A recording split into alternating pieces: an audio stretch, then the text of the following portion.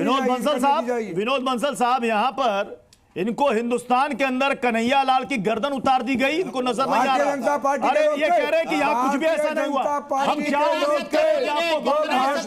हिंदुओं पर हो रहे अत्याचार आपको नजर आए? पूछिए उनसे कितना सत्य बोलेंगे, कितना सत्य बोलेंगे, कभी तो सत्य बोल लीजिए। नहीं बोलते आप रिपोर्ट आ गई, अरे सामने रिपोर्ट आ गई, कौन सी झूठी रिपोर्ट की बात कर रहे हैं? वो भाजपा के नेताओं के उसके संगी साथी, उसके साथ उठने बैठने वाले, उसके साथ खाने पीने वाले लोग थे। सतीश दास जी नहीं, इनको यहाँ पर राजस्थान में जो गर्दन उतारी गई इनको नजर नहीं आया। उम्मीद करें कि इनको बांग्लादेश नजर आएगा। बांग्लादेश में हिंदू पर हो रहे जुल्म आपको नजर क्या? मुसलमान थे लेकिन हम कह रहे हैं। हमारे साथ संदीप वजीर भी नेशनल कॉन्फ्रेंस से जुड़ चुके हैं। संदीप वजीर हमारे साथ, संदीप वजीर दोबारा हमें ज्वाइन करेंगे। मेरा सवाल इस वक्त विनोद बंसल साहब आपसे। विनोद बंसल साहब, आवाज जा रही है ना? इन्होंने कहा कि अगर ऐसा कोई भी बयान किसी भी धर्म को लेकर देता है, ये इसका विरोध दर्ज कराते हैं। ये कह रहे इस्लाम नहीं सिखाता किसी की गर्दन उतारना, और हिंदुस्तान में ऐसा कभी कोई वाकया हुआ ही नहीं। मैं यही सवाल, लगता है विनोद बंसल जी तक भी आवाज, उनका भी फोन कट गया। सतीश दास जी, इसका जवाब दे दीजिए आप। बात है प्रभु जी, क्या है कि इन्होंने जो कहा, मैं ठीक है मानता हूं कि कुछ इन जैसे एक दो लोग हैं जो इन बातों का विरोध करते हैं, लेकिन सोच में जाइए ना, मानसिकता में जाइए। गुरुजी, हिंदुस्तान के 99 पॉइंट लोग 1% काजी साहब, अगर 99 लोग होते तो पाकिस्तान नहीं बनता, बांग्लादेश में हालात नहीं हो रहे होते की लड़ाई में बना, लड़ाई में बना। आप पाकिस्तान हिंदुस्तान को मत लाइए यहाँ, हमारे पाकिस्तान भी भारत का हिस्सा था। आप इस बात को, हम हिंदुस्तान में रहना चाहते थे, लोगों की सोच में गुरुजी, हम हिंदुस्तान में रहना चाहते थे, जिन्हें जाना था वो चले गए। हम भाई चॉइस हैं, भाई फोर्स नहीं है, वो भाई फोर्स चले गए। हमें नहीं जाना था, हम इस मुल्क से प्यार करते थे, इस मुल्क में कैसे चले गए? आपके भाई बंधु थे, कैसे चले गए? जो चले गए उन घर में बंटवारा होता है यार। 2 मिनट, सीरिया के लोग हैं, जर्मनी का बंटवारा हुआ, पाकिस्तान का बंटवारा हुआ, रशिया का बंटवारा। तनवीर तांत्रिक को मिलाइएगा, संदीप वजीर अगर जुड़ जाए तो फिर बताइएगा। तनवीर तांत्रिक जी, इल्तिजा मुफ्ती का जो बयान आया है सामने, वो एक वीडियो को लेकर आया है जिसमें चप्पल से पीटा जा रहा है एक शख्स को, और उस पर वो कह रहे हैं कि उनसे देखा नहीं गया और उन्होंने ये कमेंट किया। तो कई लोग ये सवाल पूछ रहे हैं कि क्या इल्तिजा मुफ्ती को कश्मीर में जो वहां पर कश्मीरी पंडितों के साथ हुआ वो नजर नहीं आया? उस पर कभी कोई एक कमेंट या एक लाइन भी लिखेंगे क्या वो?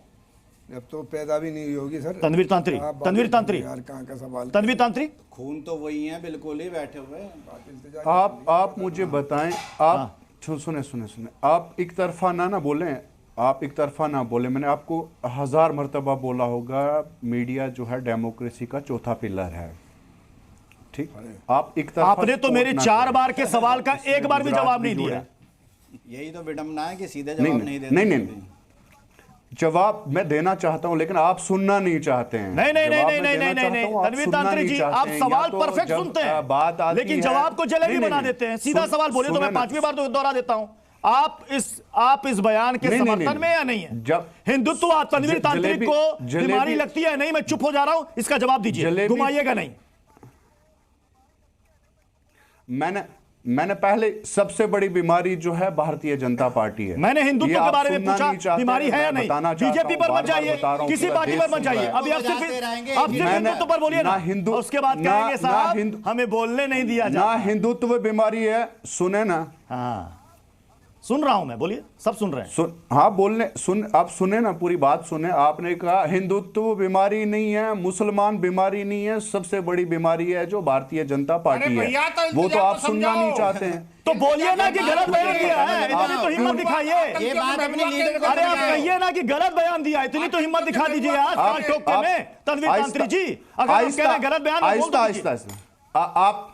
आप सुने।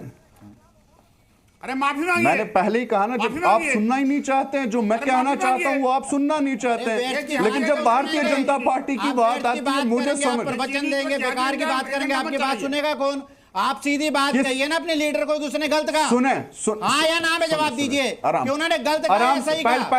पहले इनको पानी का गिलास दे। अरे पानी आप पानी का गिलास और शायद आपको पानी पीने की आवश्यकता पड़ेगी अभी थोड़ी सबसे पहले तो आप, जरूर पड़ेगी। सबसे पहले आप माफी मांगे। आपको माफी मांगनी चाहिए। सबसे पहले माफी आप मांगे जो भारतीय, आपको माफी सुनने ना, सुनने पूरी बात सुने आप। ये चिल्लाने से कुछ नहीं है, देश की जनता जानती है। अरे जिसको देश के नौजवान जानते हैं, आपको चिल्लाएगा, बेहतर तरीके जिसके से धर्म जानते की हैं, बात होगी वो जुमलाबाजी चिल्लाएगा। सरकार जानते अरे हैं। टाइम मत खराब करिए, माफी मांगिए। नहीं हमने माफी मांगिए, माफी मांगो। सूखा चिल्ला, जिहादियों माफी मांगो, आप माफी मांगे। जिहादियों माफी सबसे पहले मांगो, आप माफी मांगे। जिहादियों माफी मांगो। ये तो माफी भी सबसे नहीं पहले मांगेंगे, आप क्योंकि माफी वो मांगता है आप जिसके ये अंदर जिहादी, है। नहीं जिसको ये रिलाइज होता है। सबसे बड़े जिहादी तो आप हैं। जिहादियों माफी सबसे बड़े मांगो। जिहादी आप हैं। जिहादियों माफी सबसे बड़े मांगो। जिहादी तो आप हैं। आप माफी मांगे, जिहादी आप माफी माफी मांगो। मांगे। आप अरे देश की जनता से माफी मैं अजय आलोक मांगे। आपके जो पास बता रहा भाईचारा हूं, अजय आलोक हमारे जी, मुल्क के अजय अंदर आलोक था, जी, उस भाईचारे को तोड़ने की बात इल्तिजा मुफ्ती ने हिंदुत्व को बीमारी बता दिया, क्योंकि इससे पहले कई नेताओं ने हिंदुत्व को लेकर क्या क्या दिया हम इतिहास में जाना नहीं चाहते।